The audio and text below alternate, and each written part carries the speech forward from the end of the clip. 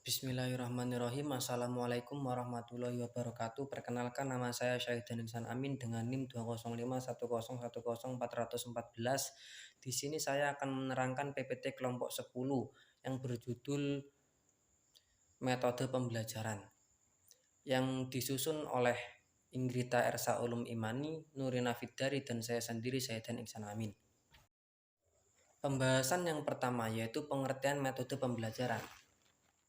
Secara etimologis sering disebut dengan introduction dalam bahasa Inggris dan ta'alum dalam bahasa Arab, yang bermakna sebagai upaya untuk membelajarkan seseorang atau kelompok orang melalui berbagai upaya dalam kurung effort dan berbagai strategi, metode, dan pendekatan ke arah pencapaian tujuan yang telah direncanakan.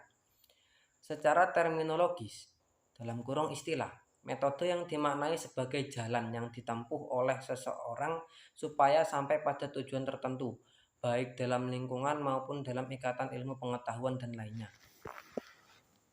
Yang selanjutnya yaitu manfaat penggunaan metode dalam pengelolaan, dalam kurung manajemen.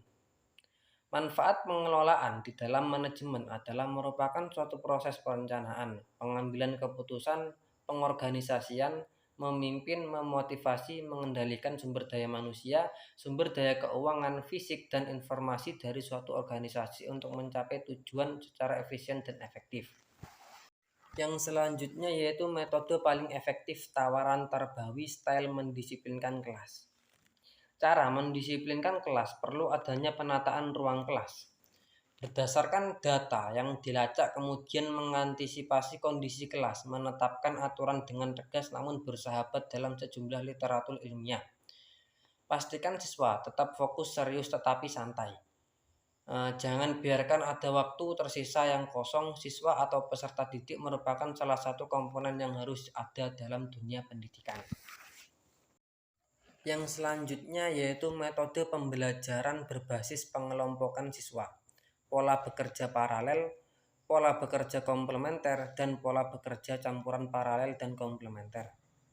Yang pertama yaitu pola bekerja paralel. Kelompok-kelompok yang menghadapi materi pembelajaran yang sama. Semua kelompok mendiskusikan ataupun membahas topik yang sama atau mengerjakan hal yang sama. Hasil diskusi atau pembahasan atau pekerjaan tugas kelompok dibawa ke dalam diskusi kelas dalam kurung sidang pleno.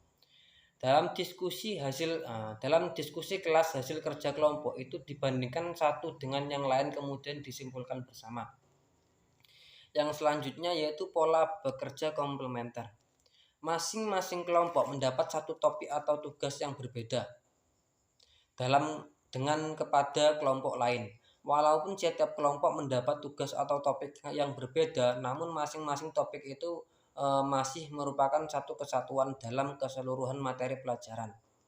Melalui laporan yang diberikan oleh masing-masing kelompok, peserta didik dari kelompok lain juga memperoleh hasilnya dan menyimaknya, sehingga saling melengkapi membentuk suatu kesimpulan dari keseluruhan materi. Yang selanjutnya yaitu pola bekerja campuran paralel dan komplementer. Dua kelompok atau lebih mendapat topik atas tugas yang sama, sedangkan dua kelompok atau lebih lainnya mendapat topik dari tugas yang berbeda. Kalau ditinjau dari sudut waktu yang dipergunakan, bekerja atau belajar dalam kelompok sebaiknya diutamakan daripada belajar sendiri-sendiri. Dari pembahasan tersebut ada beberapa macam metode pembelajaran yang bisa diterapkan dalam proses pembelajaran, yaitu yang pertama metode pembelajaran deskriptif, yang kedua metode pembelajaran role playing, yang ketiga metode pembelajaran konseptual, yang keempat metode pembelajaran ceramah, dan yang kelima metode pembelajaran demonstrasi, yang keenam metode pembelajaran diskusi, yang ketujuh metode pembelajaran simulasi, yang kedelapan metode tugas resitasi, yang kesembilan metode pembelajaran tanya jawab, yang kesepuluh metode pembelajaran kerja kelompok, yang ke-11 metode pembelajaran problem solving dalam kurung pemecahan masalah, yang ke-12 metode latihan, yang ke-13 pembelajaran dengan humor. Itulah tadi penjelasan materi dari kelompok 10 manajemen pendidikan dengan judul metode pembelajaran. Sekian, terima kasih. Wassalamualaikum warahmatullahi wabarakatuh.